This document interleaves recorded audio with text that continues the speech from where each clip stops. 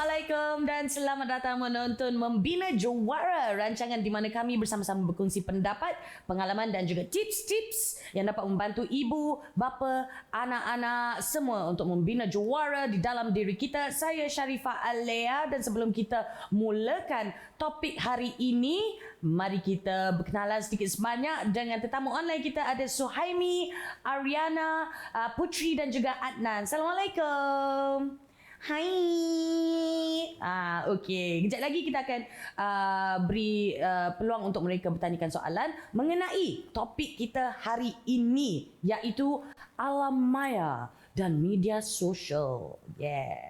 Kebelakangan ini anak-anak kita tak kira usia ya, seawal usia 4 tahun anak saya yang paling muda sampailah ke sepanjang remaja banyak menghabiskan masa di alam maya. Internet ni seakan-akan satu-satunya cara untuk mereka belajar, mereka bersosial, seolah-olah internet lah cara mereka nak tengok dunia luar. Nak tengok dunia luar pun menerusi skrin komputer ataupun gadget mereka. Okay? Malah kajian menunjukkan anak-anak kami lebih menghabiskan masa di rumah di hadapan skrin telefon, skrin komputer, ada yang sebanyak 9 jam setiap hari. Ini dibandingkan masa yang diluangkan bersama dengan keluarga atau di luar bermain dengan rakan-rakan sebaya mereka. Masalahnya makin lama mereka berada di alam maya, lebih tinggi kebarangkalian mereka terjebak atau terdedah dengan perkara-perkara kurang enak, kurang baik atau kurang sesuai di laman-laman web. Okay? Tak kira laman web apa sekalipun. Risiko mereka didedahkan pada masalah sosial seperti pembulian, dibuli, keganasan, pornografi, scam ataupun penipuan online, pemangsa seksual kanak-kanak dan banyak lagi lah. Kini risiko itu lebih tinggi daripada biasa. Jadi apa yang boleh ibu atau bapa lakukan untuk menjadikan alam maya ini sesuatu yang sebenarnya sangat membantu, lebih selamat buat penggunaan anak-anak kita. Selamat kembali diucapkan kepada panel pakar kita hari ini, Profesor Datin Dr. Mariani Magno, pakar psikologi kanak-kanak. Assalamualaikum. Waalaikumsalam ya. Prof purple hari ini, saya suka. I like. I like. Yes, I like the identity tudung tu pun ada. Suka gitu kan. Okeylah Prof. Saya nak tanya terus, apa agaknya kita tahu dia banyak anak-anak kita banyak meluangkan masa di internet, tapi apa yang membuatkan mereka semakin berharap ataupun dependent pada gadget-gadget mereka sekarang ni? Okey, kita cerita dalam pandemik COVID lah ya. Okey. Mereka tak boleh keluar rumah. Betul. Mereka tak boleh keluar rumah. Kalau nak keluar rumah pun perlu ada ibu bapa yang mengiringi, tetapi buat masa ni tak boleh lagi lah. Memang tak boleh. Jadi bila tak boleh keluar rumah, tak boleh itu, tak boleh ini, mereka kena duduk dalam rumah. Tambah lagi ada PDPR, pembelajaran dan pembelajaran di rumah. Saya tahu PDPR je. Nak panjangkan saya dah PDPR tu di rumah. Okey. Dan PDPR pula menggunakan gadget. Betul. Dalam talian. Ya. Bukan cikgu datang ke rumah, tetapi cikgu itu dalam gadget. Betul. Jadi nak tak nak, mau tak mau, itu salah satu sebab. Mereka perlu gunakannya untuk proses belajar. Betul. Takkan cikgu tak bagi kerja kan. Jadi bila nak bagi kerja, kena search, kena cari maklumat-maklumat, pun menggunakan internet juga. Betul. Lainlah kalau ibu dan bapa boleh bagi, orang kata semua dekat fingertip, semua boleh bagi. Tak boleh kan. Tadi projek seni ke apa ke pensel. Saya ingat tadi bila saya nak datang ke sini, saya pentingkan gadget saya. Sebab itu saya pastikan dia full bateri. Sebab menjadi pemandu arah. Betul. Betul. Waze, Google Map dan sebagainya. Kita sebagai dewasa pun sangat-sangat bergantung pada gadget ni. Jadi selain daripada itu juga, bukan sahaja orang dewasa, kanak-kanak remaja, kita juga shopping menggunakan internet, online. Banyak jenis shopping online di sini. Baik, semua ni sebenarnya boleh dilakukan tanpa internet atau social media atau alam maya ini. Sepatutnya. Tapi memandangkan kaedah ini lebih cepat. Ya, lebih orang kata cepat, laju sangatlah berbanding nak pergi ke sana kena naik kereta dulu dengan traffic jamnya. Jadi pantas dalam masa yang sama sangat berkesan, sangat efektif. Ya. Jadi mau tak mau di mana anak-anak itu berada dengan kekangan, tak boleh keluar rumah, perlu belajar dalam rumah walaupun ada cikgu yang mengajar. Jadi mahu tak mahu kita kata internet itu sangat penting untuk anak-anak ini, bukan anak-anak je Lia, untuk kita juga. Betul. Ya. Dalam masa yang sama untuk melihat dunia luar pun kadang-kadang sekarang ni kita dah terpaksa menerusi skrin. Betul. Kan? Anak saya yang 4 tahun tu belum hafal lagi gambaran padang bola ataupun taman kan sebab dah betul. So sekarang dia tengok ada keluarga yang kadang-kadang bila nak melawat lawatan sana lawatan sini kesian melalui online saja. Ya. Okey, dalam itu kira macam kebaikan dan antara sebab kita bergantung. Tapi apa yang menjadikan situasi ini sebagai berbahaya khususnya bagi anak-anak kita yang remaja, yang bukan remaja? Okey, kenapa bahagia? Di sini kita dah dengar tadi yang baiknya ya. Tetapi perlu juga ibu bapa di luar sana, siapa saja terutama untuk kebaikan anak-anak, tak mahu ada kanak-kanak atau remaja. Kita lihat, kita tidak mahu anak-anak ini terjebak dalam apa yang kita kata ketagihan internet. Kalau ada yang kata ketagihan rokok, itu satu hal lain. Tetapi ini ketagihan internet itu jauh lagi bahayanya. Ya. Jadi kenapa yang saya katakan baik ialah apabila mereka ini terlalu dengan gadget itu, ini sedikit sebanyak akan menyebabkan mereka kurang fokus terhadap apa yang mereka perlu buat yang sepatutnya jadi keutamaan. Kalau dia seorang pelajar, kalau dia seorang murid, dia perlu fokus dulu. Tapi disebabkan pada pembelajaran, tapi disebabkan oleh ada perkara-perkara yang boleh entertain, yang boleh beri hiburan dengan dia. Banyak window-window banyak window sana sini. Jadi mereka tidak akan fokus. Baik. Okey. Dan dalam masa yang sama bila dah terlalu sangat berdepan dengan skrin tu, mak panggil, okey ya ibu, okey katakanlah mama Alia panggil okey mama, tapi matanya di sini. Jadi interaksi sosialnya pun kurang. Ya.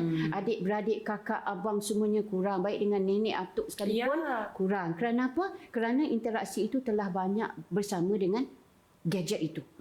Okey. Jadi dalam kalau kita lihat di sini kurangnya interaksi sosial dan dalam masa yang sama jika terlebih melihat skrin itu, maknanya screen time itu terlalu banyak, dia boleh membawa kepada boleh menjejaskan kesihatan fizikal kita. Kenapa kesihatan fizikal? Kalau terlalu melihat, dia akan boleh merosakkan orang kata apa, penglihatan mata kita. Dan dalam masa yang sama kadang-kadang dia bila dah seronok sangat lupa makan. Bila dah lupa makan, itu tak apa. Macam kesan sangat ibu ini. Bila dah lupa makan kadang-kadang pula corak tidur. Yes. Tidur waktu malam. Itu paling Tapi sekarang remaja tidur waktu siang, malam berjaga. Yes. Itu apa itu? Jadi itu dah tak ikut norma yang sebenarnya. Dan tak sihat untuk mereka tak kan? sihat. Jadi ini yang saya katakan bahawa banyak kebaikannya tetapi jika tidak dipantau, itulah antara perkara-perkara yang boleh membahayakan anak-anak kita ini. Prof ada sebut sedikit pasal bersosial dengan cara mereka bersosial dengan ibu bapa dan anak-anak pula dengan adik-beradik mereka semuanya. Tapi kalau kita perasan sekarang ni cara mereka bersosial sekarang ini lebih kepada menerusi gadget-gadget mereka, menerusi social media ataupun games. Ya, betul. Online games, dia berkenalan dengan kawan-kawan baru, dengan kawan-kawan lama yang dah sangkut PDPR, PKP juga kan. Ada je berkenalan dekat situ, bercerita dekat situ. So, apa sebenarnya risiko yang mereka hadapi dari segi sosial dan juga kesihatan mental? Development of their mental health lah basically. Ada risk? Memang ada, terutama kalau mereka ini banyak melayari laman media sosial secara lebih personal. Kalau kita kata instant messaging, sebab di sini kalau kita perlu ingat bahawa kita ada dunia realiti, tetapi alam maya juga ada dunianya. Bila kita kata ada dunia, maka adalah penghuninya. Dan penghuni ini merupakan netizen yang sedikit sebanyak kalau mereka tidak puas hati dengan apa yang anak kita remaja tuliskan, maka banyak bidasan, banyak kritikan. Jadi bila anak ini daya ketahanannya agak kurang, kita kata dah susah hati, macam mana ni, itu dah ini. Jadi kadang-kadang perkara ini sedikit sebanyak kalau berlarutan kesedihan itu, kecewa itu, maka dia boleh menjejaskan kesihatan mental. Kesihatan mental ni bukan maknanya dia tak betul. Kesihatan mental ni maknanya dia bimbang, susah hati, cemas, itu yang dikatakan anxiety, stres yang berlarutan boleh membawa kepada kemurungan ataupun depression itu. Jadi ini kesihatan mental yang sangat patut kita elakkan. Dan kalau daripada aspek sosial, mungkin mereka bergaul, kalau kawan-kawan baru, mungkin kawan itu baik. Sebab bila berinteraksi dalam alam maya ini, kita tidak tahu kawan baru itu siapa sebenarnya mereka. True. Itu antara yang paling saya risaukan. Yalah kalau dekat mungkin kindergarten ataupun daycare ke apa ke, kita nampak. Kita boleh jumpa dengan ibu bapa. Betul. Kan? Kalau online tu nama je pun boleh. You know, nama saya 4 tahun padahal dah 40.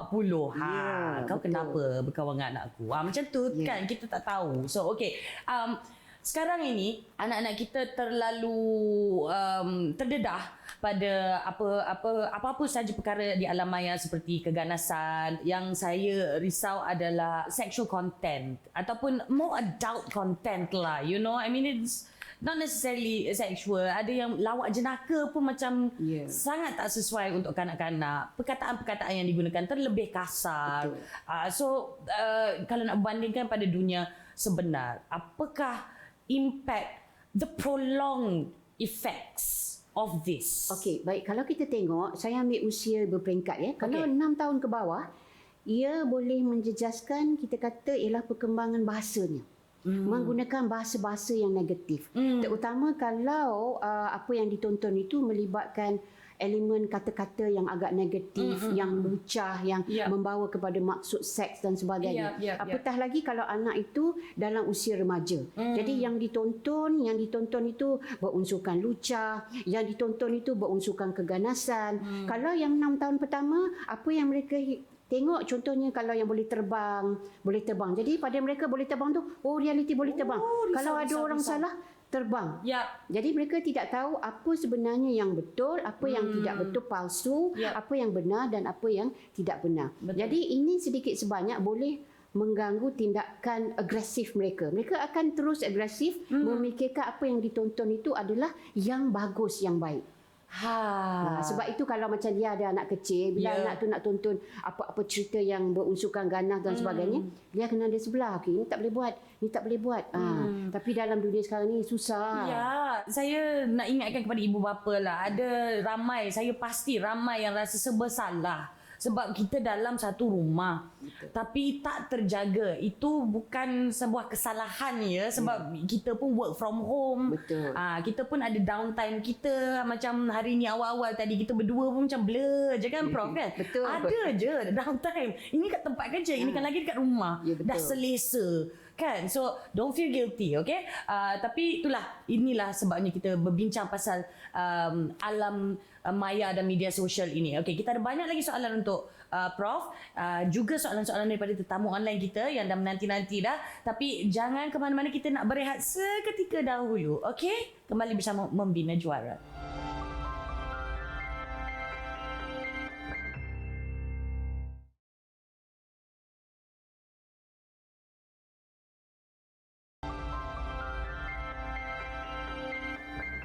Selamat kembali menonton Membina Juara bersama saya Sharifah Alea dan panel pakar kita pada hari ini Profesor Mariani. Yes, dengan dia punya signature cheetah tudung. Okey, membincangkan alam maya dan juga media sosial. Okey, saya tertarik dengan apa yang Prof cakapkan tadi mengenai anak-anak yang muda yang akan nampak agresifnya ataupun ketagihan. Prof cakap tadi ketagihan pada gadget, pada internet. Apa yang saya sebagai seorang ibu yang prihatin dan juga risau akan kesihatan mental anak saya, apa yang saya boleh buat untuk manage ataupun urus ataupun kira keep in check lah penggunaan internet dia tanpa dia mengamuk, sebab ini adalah kisah benar ya Prof. Anak-anak saya akan mengamuk kalau kata pukul 10 no more screen time. Okey, dah is 10 no more screen time. Wah! 2 orang tu. So macam mana kita nak manage tu tanpa ada that kind of escalation? Okey, bila dalam rumah, ibu dan ayah pastinya kenal siapa anak. Harus. Kelemahan, kekuatan. Betul. Macam mana nak manage. Tapi kadang-kadang dalam tahu macam mana nak manage, disebabkan oleh ragam mereka, temper tantrum mereka, kita pun pening blur. Ya, sebab kita pun sangkut kat rumah juga. Ya, sangkut kat rumah. Jadi apa yang kita perlu buat ialah kita sendiri kita perlu set mind positif. Okey. Maksudnya sekarang ni ialah internet tetap internet. Tetapi takkan tak ada aktiviti lain yang free tech. Oh, free tech. Maksudnya tak ada bebas teknologi. Kelas. Jadi ada banyak aktiviti yang bebas teknologi. Jadi contohnya kita ambil contohlah setiap pagi Sabtu Ahad kita boleh buat aktiviti santai bersama. Okey, jom jogging. Sekarang ini kita dah boleh keluar. Jadi kita bawalah anak kita jogging atau mana-mana. In fact kalau dulu tak boleh jogging pun kita buat aktiviti yang free tech di rumah. Kalau tak boleh, kalau bosan dalam rumah, keluar rumah. Mungkin yang ada kata kawasan kami tak ada keluar rumah. Jadi pandai-pandai cari kreativiti. Baik. Okey. Iaitu maksudnya di sekarang ini kita ada banyak pelbagai aktiviti yang tidak melibatkan gadget. Bawa anak bersama-sama. Baik, anak remaja macam mana nak bawa? Lagilah. Jadi kalau anak ini pula kita gunakan quality time. Masa berkualiti. Kalau kita dalam Islam, masa berkualiti kita bila? Bila solat, kemudian waktu baca Quran, mengaji, makan di meja makan. Kita tahu adab makan kita. Sebenarnya bila adab makan, kita tak boleh letak gadget atas meja. Itu tidak sopan sebenarnya. Jadi pastikan bahawa kita sediakan zon merah. Atas meja waktu makan tak boleh ada gadget. Ini ibu bapa pun kena atur juga. Jadi maksudnya sekarang ini kena tunjuk contoh teladan lah. Saya baru nak cakap tadi. Ibu bapa pun kena tunjuk juga. Kadang-kadang saya cakap juga dengan kita semua ada pasangan kan. Gadget bawah. Kadang-kadang kita yang kena diingatkan. Kadang-kadang kita pun bawa.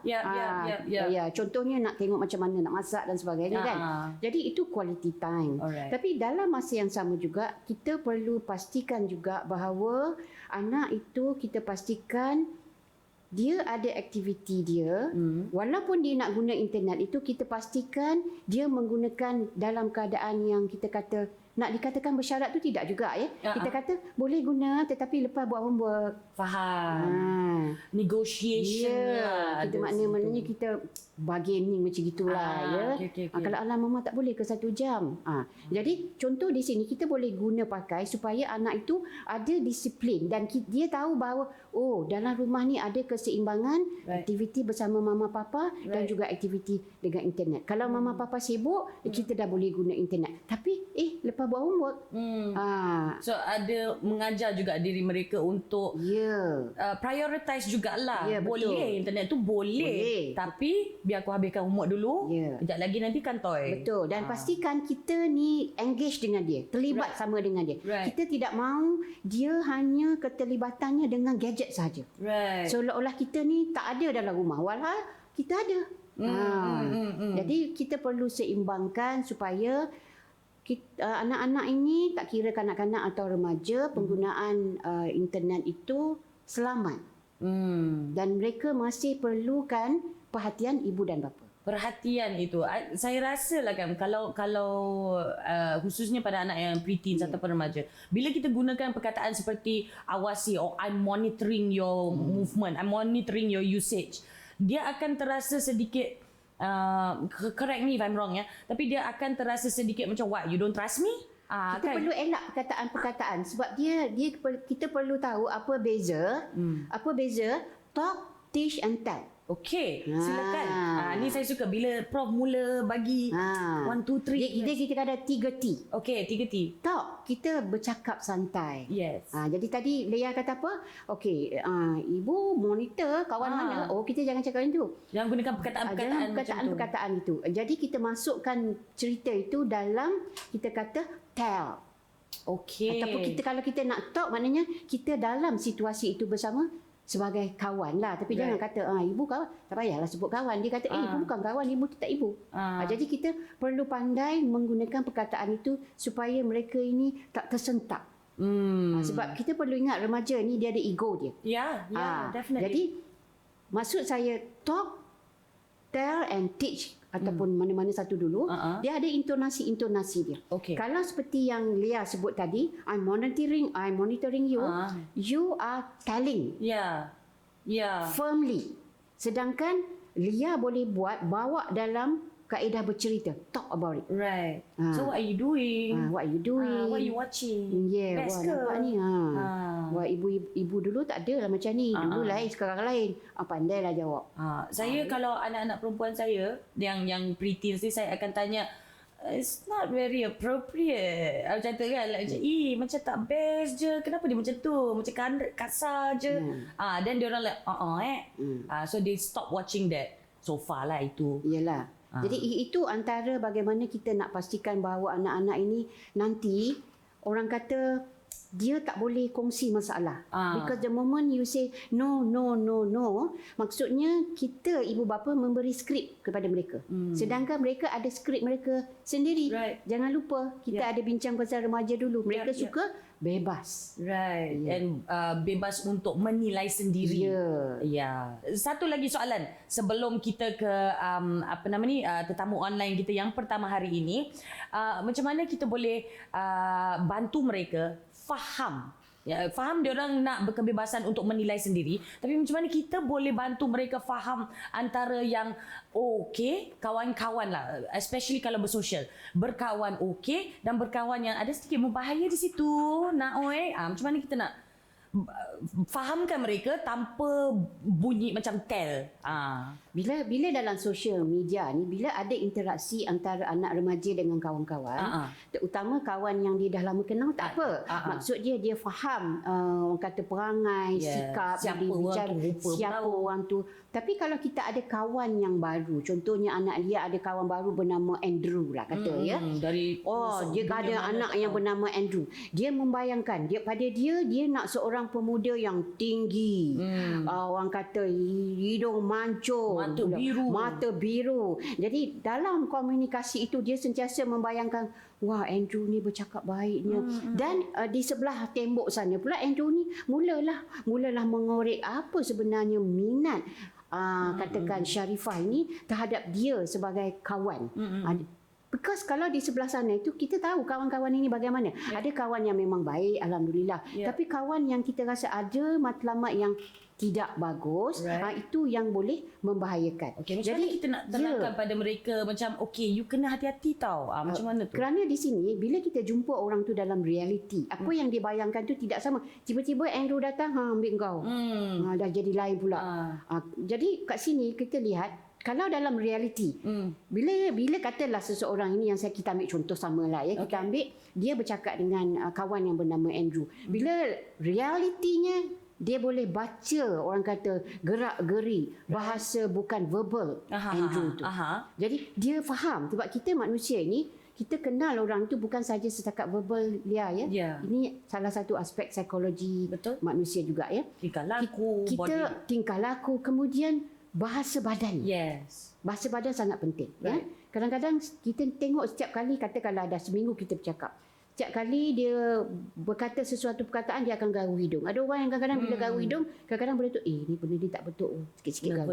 Jadi kita di situ, dia boleh mendiagnose seseorang itu sama adakah dia ini kawan yang betul-betul yang dia mahukan. Ataupun jadi ada bezanya apabila kita bercakap secara dalam alam maya dan secara peribadi, orang kata face to face, secara fizikal.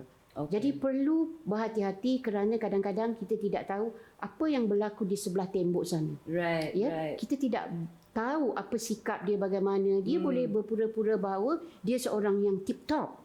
Sedangkan true colournya kita tak nampak. So antara caranya adalah untuk jangan arahkan mereka untuk berhati-hati, tapi keep talking to them. Just be careful with who you make friends with. Tell them. Okay. Alright, kita ada soalan yang pertama daripada Putri. Hai Putri. Thank you Kak Leah. Prof, saya nak tanya, adakah penggunaan media sosial di kalangan ibu bapa mempengaruhi cara pergaulan remaja di atas talian? Sebenarnya apabila ibu bapa menggunakan apa-apa saja dalam talian, dia memang boleh mempengaruhi anak-anak itu, orang kata berinteraksi dalam alam maya juga. Satu ialah apabila dia melihat mak ayah ni sentiasa dengan gadget, bila nak bercakap dengan puteri ni. Jadi sekarang ni apabila ini berlaku, ini akan menggalakkan lagi puteri untuk terus berkomunikasi dengan kawan. Tetapi sekarang ini bagaimana Lia berinteraksi dalam alam maya itu bergantung kepada nasihat yang diberikan oleh ibu dan bapa. Walaupun dia aktif dalam alam maya, tetapi kadang-kadang mak ayah ni ada bagi nasihat juga. Jadi yang paling penting, ibu bapa memang boleh mempengaruhi anak-anak mereka, terutama apabila berinteraksi dalam alam maya. Jangan nak sebut I'm monitoring you, tidak. Kadang-kadang ibu bapa kena pandailah berdiskus, berbincang dengan anak-anak tu secara lebih santai. Orang kata sembang santai. Okey, terima kasih Prof. Dan terima kasih juga kepada Putri. Bagus soalan tu sebenarnya kan, sebab rasanya cara mempengaruhi cara anak-anak remaja kita bersosial di atas talian ataupun di dunia sebenar ni pun memang memainkan peranan sangat-sangat lah kan. Lagi-lagi kalau online memang 24 jam depan mata sebelah-sebelah. So yes. Okay, thank you Putri. Kita akan berehat seketika. Kita ada lagi banyak soalan-soalan daripada tetamu-tetamu online kita hari ini. Jangan ke mana-mana, kita bersama lagi dalam Membina Juara.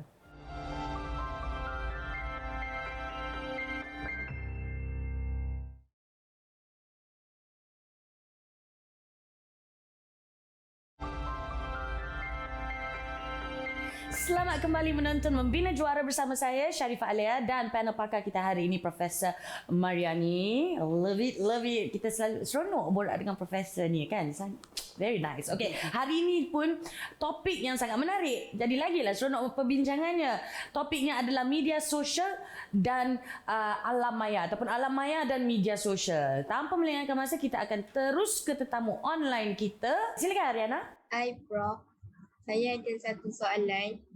Jika sebagai remaja, saya tidak cakna tentang media sosial, apakah saya tergolong dalam komuniti buta teknologi dan anti pemodenan masa depan? Umur Ariana berapa tahun ya? 12. 12. Jadi 12 tahun itu masih lagi muda, baru masuk transisi dari kanak-kanak ke remaja. Kalau Ariana sendiri kata tak cakna, itu persepsi sendiri ya. Kerana apa yang dimaksudkan dengan cakna media sosial ini ada banyak ya. Kalau kita boleh pegang tertikus itu, kita dah kira okey. Kalau kita dah boleh Google dekat internet, okey, nak tengok Sharifah Alia siapa, tengok Prof Mariani siapa. Dia itu dah kira dah cakna dah ya. Cakna di sini maksudnya bergantung kepada kategori-kategori tertentu.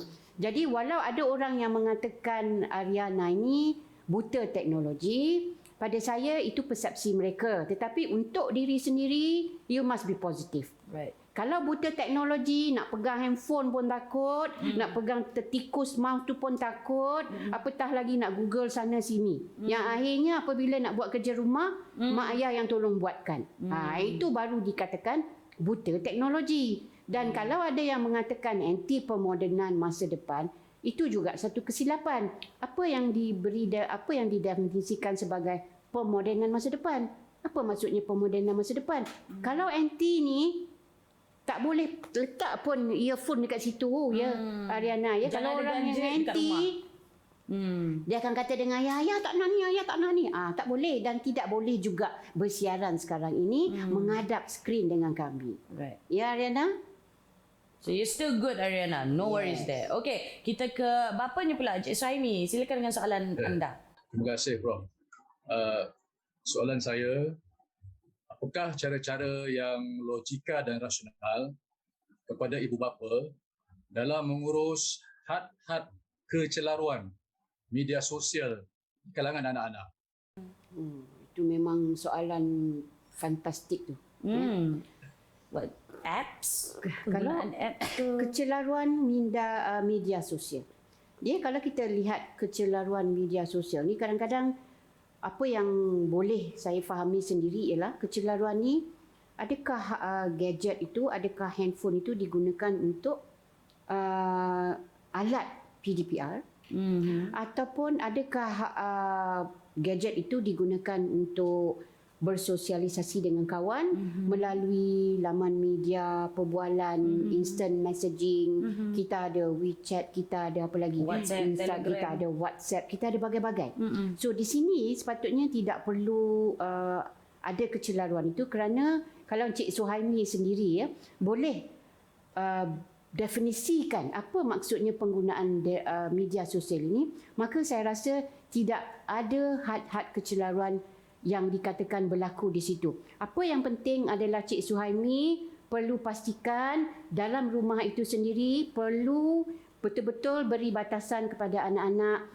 Kalau dalam rumah sini, kalau katalah rumah Lia, rumah saya sendiri, kami adakan peraturan-peraturan dalam rumah. Tetapi bergantung pada rumah-rumah. Peraturan saya menggunakan gadget untuk anak-anak dengan Lia mungkin berbeza. Begitu juga dengan Cik Suhaimi. Tanya diri sendiri. Okey, had berapa masa nak digunakan? Okey, berapa lama nak digunakan? Setengah jam? Adakah nak gunakan hari Minggu saja? Okey. Kemudian apps apa yang dibenarkan, apps apa yang belum boleh. Kemudian bila nak gunakan? Okey, katalah Cik Suhaimi kata beritahu. Okey, Ariana boleh guna gadget ini untuk untuk sembang-sembang dengan kawan-kawan lepas habis kerja sekolah, lepas habis solat. Jadi kita berikan maklumat bila dan akhirnya di mana? Selalunya di mana ni, kalau boleh PC tu, komputer tu diletakkan di ruang tamu, di satu sudut lah Kemudian pastikan pula kalau gadget itu tak boleh ada atas meja makan lah. Baru kita tahu, kita nampak bila mereka nak gunakan. Kemungkinan Ariana hanya guna apabila ada PDPR.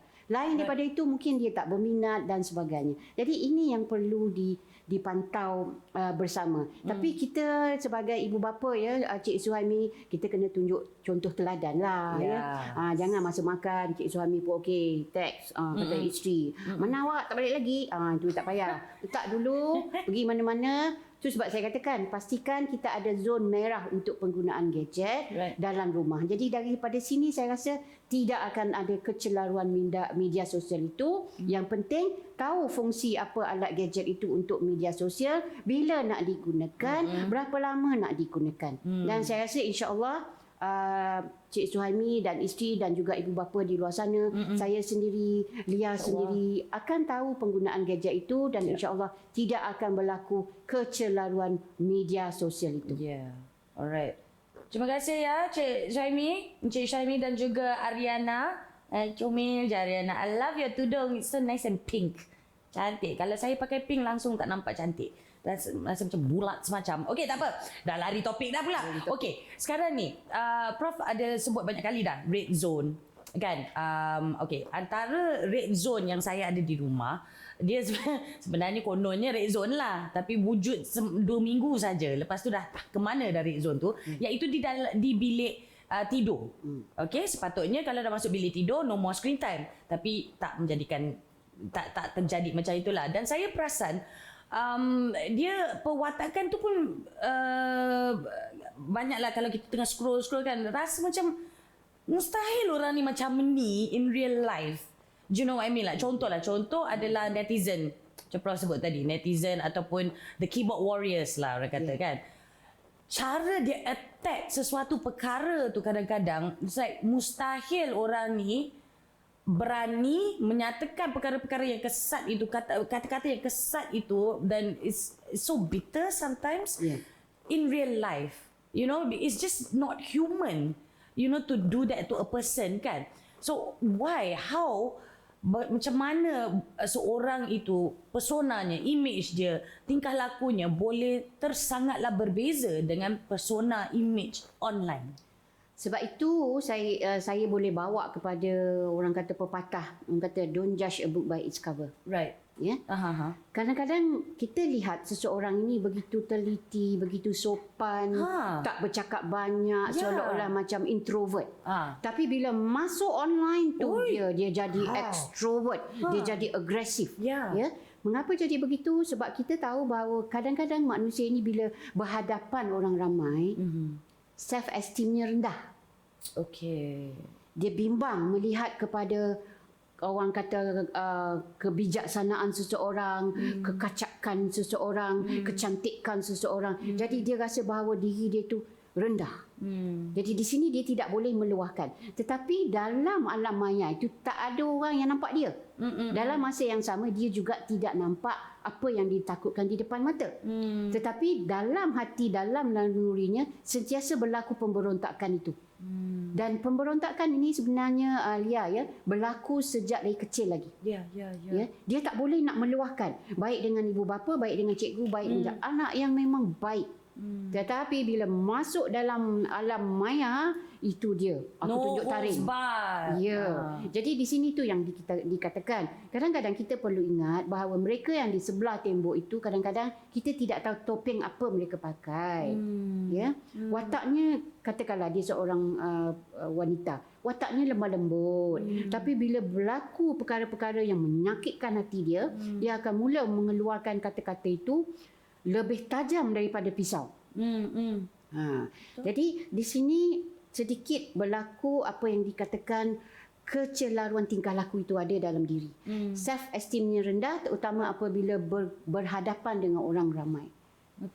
Jadi dia hanya akan kuat hanya sebagai orang kata hero di situ apabila tidak ada orang di persekitaran, hanya bermain dengan orang kata apa yang nak persona online persona online itu begitu agresif. Orang kata betul lah persona, begitu mempersonakan. Tetapi mempersonakan daripada aspek yang lebih negatif. Jadi keagresifan itu terselah. Ini yang kadang-kadang berlakunya cyberbully. Yes. Okey, itu apakah efek itu? Macam tadi ada yang tanyakan, Putri tadi tanyakan contoh ataupun pengaruh ibu bapa. Contohnya lah ibu bapa kita ni sejenis keyboard warrior. Kita akan tahu, kita pun ada contohnya akaun Instagram ataupun akaun Twitter. So kita pun tahulah itu ibu kita. Tapi ibu kita kat rumah lain. Online gakal. Ya Allah. Kataan yang digunakan. Oh my goodness. Kenapa macam tu sekali? Adakah itu juga akan mempengaruhi anak? Ya, betul. Itu memang and the way remaja teens look at things. Itu sesuai. Sebab tadi bila saya sebut tentang kalau anak itu melihat ibu bapa asyik menggunakan gadget tanpa ada interaksi, mereka akan terus beralih tumpuan pada gadget. Kemudian bila dah dalam laman media, kebetulan pula mungkin ada nama ibu yang sebenar, mungkin ada nama nenek yang sebenar. Sebab sekarang ni nenek zaman moden ini mereka pun pandai main laman media sosial ya. Jadi dia tengok, ini nenek, agresifnya tapi kat rumah begitu sekali. Jadi ini sangat-sangat boleh mempengaruhi keluarga-keluarga lain. Kerana dia menjadi contoh teladan. Wah, nenek kita terror lah. Nenek kita bagus sekali. Kadang-kadang mereka anggap itu bagus. Kerana apabila diberi kata-kata itu seolah-olah orang yang memberikan kata-kata atau pendapat, kita kata netizen lah ya. Mereka begitu banyak peminat. Rating naik, like pun naik. Viral. Jadi hebat. Okeylah, adik nak jadi macam nenek lah.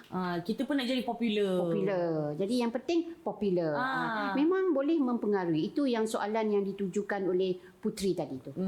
Which is unfortunate sebab bila datangnya dari tempat yang sangat-sangat bitter ataupun sangat-sangat tak secure dengan diri sendiri. Betul. Kan, dan dia mempengaruhi anak-anak kita ataupun remaja kita.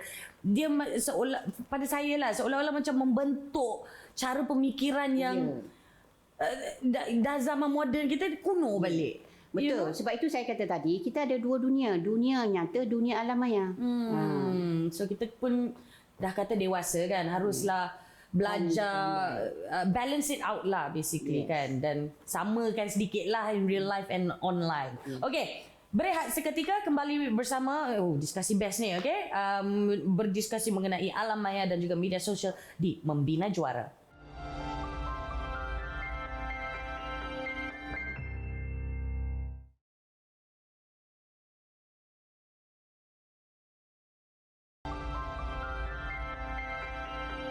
Selamat kembali membincangkan alam maya dan media sosial di Membina Juara bersama saya Sharifah Alia dan Profesor Mariani. Macam serius je kan? Itulah. Tapi sebenarnya memang topik hari ni sangat menarik untuk dibincangkan. Okay? So kita nak bagi peluang sekarang ini kepada tetamu online kita yang terakhir. Soalan yang terakhir untuk hari ini. Silakan Adnan. Okay, thank you. So jadi soalan saya ialah remaja kini banyak menghabiskan masa dengan sosial media. Apakah ciri-ciri influencer yang baik yang boleh menjadi ikutan remaja? Amboi, Anda nak tengah susun langkah nak menjadi influencer ke? Ada sikit-sikit. Saya senyum manja je dia. Betul juga, ramai yang menjadikan mana-mana pemilik akaun influencer. So apa ciri influencer tu? Ciri-ciri influencer ini ada banyak ya. Tetapi bergantung pada matlamat dia untuk mempengaruhi pengikut-pengikut ataupun mereka di luar sana yang akan memberikan banyak like dan sebagainya. Kalau dah banyak like, maknanya dia dah berjaya mempengaruhi ramai. Right. Ramai individu-individu pelayar laman media sosial di luar sana. Kalau kita lihat, tujuannya ialah untuk mempopularkan dirinya. Ada dua cara. Satu ialah sama ada dia akan menggunakan yang positif atau dia menggunakan yang negatif. Okey. Kalau kita lihat dalam alam maya sekarang ini, kebanyakan influencer ini, bukan kebanyakan, segelintir influencer ini menggunakan keaiban orang lain. Untuk dia menagih simpati, untuk dia menagih pendapat-pendapat supaya ruang media sosial itu makin lama makin meningkat ratingnya. Makin lama makin meningkat viewers. Jadi kalau yang seeloknya bagi ikutan remaja, sebelum ni kita ada bincang, remaja itu kalau nak diterima dalam kumpulan dia mesti ikut. Maknanya Adnan ni mesti ikut orang yang dalam kumpulan yang begitu. Jadi kenapa nak ikut dalam kumpulan yang begitu? Kerana kumpulan itu telah menyediakan ciri-ciri yang dia boleh ikut. Yang pertama ialah pastikan bahawa apa sahaja yang dia nak tarik perhatian remaja di luar sana adalah perkara yang berkaitan dengan keremajaan itu. Okey. Dan kita tahu sekarang ini dalam aspek keremajaan ini, kita tahu bahawa kalau dulu dalam kelompok kumpulan sekolah rendah, lelaki-lelaki saja, perempuan-perempuan saja. Tapi bila dah masuk remaja, dah mula, I suka you lah Lia, I suka you lah Andrew lagi, I suka you lah Andrew. Jadi maksudnya di sini, minat dengan lawan jantina itu ada kat situ. Alright. Okey. Jadi dalam menjadi influencer itu, pastikan bahawa mereka yang dalam itu adalah mereka yang terdiri daripada pelbagai jantina dua je lah, lelaki dan juga perempuan. Jadi bila dah ada kumpulan remaja yang terdiri daripada lelaki dan perempuan, di situ akan menarik banyak, terutama kalau nama itu keluar pula yang cantik-cantik. Melo, Dahlia, Cempaka, ataupun nama-nama yang memang menjadi minat pada kumpulan ahli remaja itu. Jadi kalau ini yang berlaku, influencer tersebut, individu itu akan berjaya menarik perhatian. Itu yang pertama. Keterlibatan itu melibatkan pelbagai jantina. Yang kedua ialah pastikan isu itu adalah isu semasa. Isu semasa tentang trend terkini. Yang saya sebut trend terkini. Apa yang ditonton dalam trend terkini sekarang? Selalunya kalau remaja ni dia kadang-kadang suka tengok drama, dia suka muzik. Jadi muzik apa yang jadi trend terkini? Jadi sembang santai dalam laman media sosial itu ialah berkenaan muzik berkenaan. Tetapi mungkin tak semua suka muzik. Dia buat pula cerita lain. Jadi influencer ini haruslah, ini yang tip yang ketiga, influencer ini haruslah seseorang yang minat pelbagai bidang. Kerana di luar sana tidak semua minat muzik. Jadi kalau dia bercerita tentang muzik, hanya mereka-mereka remaja yang minat muzik yang akan terlibat dalam media sosial tersebut. Jadi itu antara beberapa ciri-ciri yang sangat penting yang perlu diutamakan. Bukanlah kita nak mengajar tetapi kita nak mengajar, kita boleh ambil lah kita juga mengajar, kita mengajar ke arah kebaikan. Dan sepatutnya influencer ini mungkinlah boleh bertanya dengan ibu bapa sebagai minta nasihat dan sebagainya. Kita tidak mahu nanti mereka menjadi influencer kepada perkara-perkara yang negatif. Ataupun yang tidak di bawah jurusan ataupun pengalaman, pengetahuan. Jadi kalau Adnan nak jadi seorang influencer yang berjaya, keutamaan tadi saya dah sebut 3 perkara tadi. Ambillah dia sebagai satu garis panduan. Tapi sebelum tu tanya dengan mak ayah dulu. Yes, tolonglah. Dan kalau boleh Tak payahlah buat konten yang gila-gila. Itu bukan influencer namanya, itu perosak namanya. Tolong please. Very very dangerous content sometimes. Okay, terima kasih banyak-banyak Adnan. Sudi bertanyakan soalan untuk episod kita hari ini. Sekarang kita nak recap balik, okay? Macam mana kita nak boleh kira macam seimbangkan penggunaan alam maya, internet. Seimbangkan penggunaan alam maya dengan realiti sebenar. Okay. Realiti sebenar, kita semua ada keluarga. Jadi ibu bapa harus memastikan dia ada peraturan-peraturan di rumah. Bila nak guna internet, berapa lama nak guna internet, di mana guna internet, untuk apa. Itu yang dia sebut tadi, perlu ada red zone-nya. Tetapi kalau dah letak red zone, ibu dan bapa mesti jadi teladan yang baik. Nanti jangan kata anak jangan letak handphone atas meja, tiba-tiba ayah ibu letak atas meja. Itu tak boleh. Kemudian dalam masa yang sama juga pastikan bahawa kalau nak menggunakan internet itu, penggunaan itu adalah mengikut apa yang telah disembang santai bersama ibu dan bapa. Sebab tadi saya ada sebut 3 things. Bila talk, teach and tell, kita nak mengelakkan bahawa anak-anak ini sebenarnya tak suka ditegur. Right. Jadi ada perkara yang kita perlu talk about. Ada perkara yang kita perlu teach dan ada perkara yang kita perlu tell. Okey, kalau ini pastikan jangan berkongsi butir-butir peribadi dalam laman media. Kalau boleh jangan keluarkan gambar-gambar yang boleh merangsang orang di sebelah tembok sana. Yang menyilak aib. Jadi ini adalah antara orang kata tip-tips yang boleh digunakan pakai oleh ibu bapa, remaja dan juga untuk rakan-rakan sebaya. Seperti tadi Adnan sebut, nak jadi influencer bagaimana?